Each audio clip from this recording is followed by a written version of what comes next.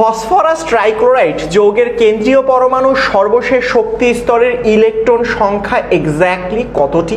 এটা আসলে বিগত বছর চট্টগ্রাম বোর্ড 2024 সালে বোর্ডে আসা একটা প্রশ্ন।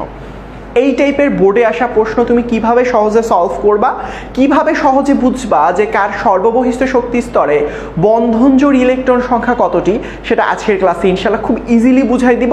এর পরবর্তীতে তুমি একদম চুটকি বাজাই ইনশাল্লাহ উত্তর করে ফেলতে পারবা। দেখো এখানের মধ্যে ফসফরাস ট্রাইক্লোরাইড দেওয়া আছে, রাইট? এখানের মধ্যে তোমাকে অন্য কিছুও দিয়ে দিতে পারতো, ধরো ফসফরাস পেন্টাক্লোরাইডও দিয়ে দিতে পারতো, হ্যাঁ।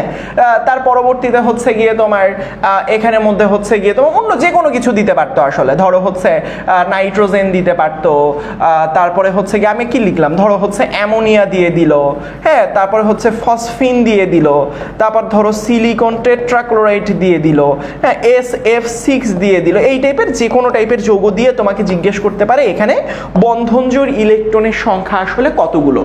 মনে রাখবা একযোজী পরমাণু যতগুলো রয়েছে, যেমন হচ্ছে আমি তোমাকে বলতে পারি হাইড্রোজেনের কথা, যারা একটা ইলেকট্রনের মাধ্যমে বন্ধনে অংশগ্রহণ করে, ফ্লোরিন, তার পরবর্তীতে হচ্ছে ক্লোরিন, তারপরে হচ্ছে ব্রোমিন, তারপর হচ্ছে আয়োডিন। এরা আসলে যতগুলো থাকবে কোনো একটা যৌগে, এরা আসলে যতগুলো থাকবে কোনো একটা যৌগ, যে কোনো একটা যৌগ, যে কোনো একটা যৌগে, কোনো যৌগে, কোনো যৌগে,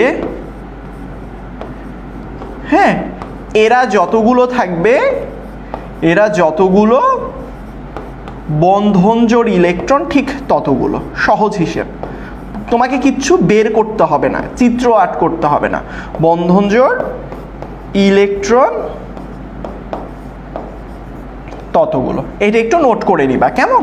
দেখো ভালো করে খেয়াল করো, এখানের মধ্যে ক্লোরিন কয়টা আছে? ফসফরাসের সাথে 3টা, তাই এর সর্ববহিষ্ঠ শক্তি স্তরে বন্ধনজোড় ইলেকট্রনের সংখ্যা হচ্ছে 3টা। এখানে ফসফরাসের সাথে ক্লোরিন কয়টা আছে? 5টা, তাই এর বন্ধনজোড় ইলেকট্রনের সংখ্যা হচ্ছে 5টা।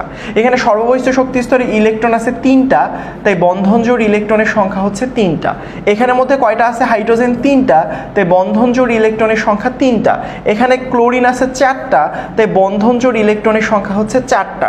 এখানে আছে ফ্লোরিন 6টা, তাই বন্ধনজোড় ইলেকট্রনের সংখ্যা হচ্ছে 6 জোড়া। অবশ্যই এগুলো জোড়া, কিন্তু জোড়া জোড়া, কারণ বন্ধন জোর বলছে, জোর জোর অবশ্যই কি হবে বলো তো? জোড়া। এতগুলা জোড়া আসলে 3 জোড়া, 5 জোড়া, 3 জোড়া, 3 জোড়া, 3 জোড়া, 6 জোড়া, এগুলো আবার মুখস্থ কইরো না, বুঝে বুঝে কইরো। যতগুলো আসলে এই সংখ্যাটা দেয়া আছে ঠিক ততগুলোই আসলে জোড়া সংখ্যক থাকে। যেমন এখানের মধ্যে দেখো তো ক্লোরিন কয়টা আছে বলো তো? 3টা না?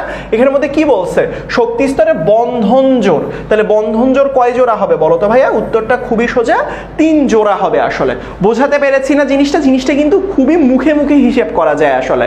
তার পরবর্তীতে দেখো এই যে এইটা তো তোমাদের কাছ থাকবে, যেমন আমি তোমাদেরকে কিছু ব্যতিক্রম বলে দিই। ভাইয়া এটা ছাড়া কি আর কোনো কিছু নাই? অক্সিজেন দিয়ে থাকলে কি করব আমি আসলে? যেমন ব্যতিক্রমের কথা বলি, যেমন এখানের মধ্যে কিন্তু তুমি চাইলে পানিতেও লিখতে পারো। এই যে দেখো পানি, পানিতে কয় জোড়া থাকে? এখানে হাইড্রোজেন কয়টা আছে বলো তো? এই যে হাইড্রোজেন, হাইড্রোজেন কয়টা আছে? 2টা, তাই এখানের মধ্যে 2 জোড়া বন্ধনজোড় ইলেকট্রন থাকে।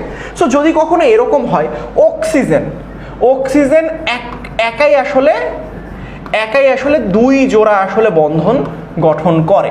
কয় জোড়া? অক্সিজেন 2 জোড়া। নাইট্রোজেন আসলে একাই কয় জোড়া বন্ধন গঠন করে? 3 জোড়া বন্ধন গঠন করে। কয় জোড়া? 3 জোড়া বন্ধন গঠন করে। যেমন আমি যদি তোমাকে বলি O2 এর কথা, তাহলে এখানের মধ্যে কি আছে বলো তো ভাইয়া? 2টা অক্সিজেন আছে না? তাহলে একটা অক্সিজেন কি করে? একাই যদি 2 জোড়া করে, 2টা অক্সিজেন 4 জোড়া আসলে বন্ধনজোড় ইলেকট্রন গঠন করে।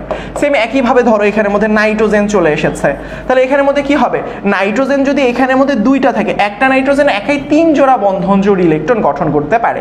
তাহলে 2টা নাইট্রোজেনে কয় জোড়া হবে? 6 জোড়া হতে পারে, রাইট?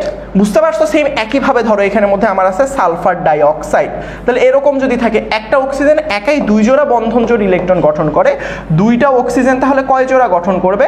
4 জোড়া গঠন করবে। সো এরকম যে কোনো উদাহরণ হতে পারে আসলে, বাট এইগুলো আসলে ব্যতিক্রম। আসলে মানে এই 2টা আসলে স্পেসিফিকভাবে মনে রাখবা, এর ভিতরেই ইনশাল্লাহ আমি যেইগুলো দেখিয়ে দিলাম এইগুলোর ভিতর থেকেই প্রশ্ন পেয়ে যাবা। তুমি যদি বুঝতে পারো অবশ্যই অবশ্যই যশোর বোর্ড 2016 সালে আসে এই প্রশ্নটা একটু উত্তর দাও তো দেখি পারো কিনা। সেটা হচ্ছে অ্যামোনিয়া অণুতে বন্ধনজোড় ইলেকট্রন কতটি? 1 জোড়া, 2 জোড়া 3 জোড়া নাকি 5 জোড়া, এটা তুমি প্রথমে এটার গঠনটা বা স্ট্রাকচারটা অ্যাড করো বা সংকেতটা লিখো, লিখার পরবর্তীতে অটোমেটিকলি আগের যেভাবে করিয়ে দিলাম সেভাবে করলে ইনশাল্লাহ পেয়ে যাবা। হোপফুলি সবাই বুঝতে পেরেছ। আমার জন্য দোয়া করবা, প্রত্যেকে ভালো থাকবা। আসসালামু আলাইকুম, আল্লাহ হাফেজ।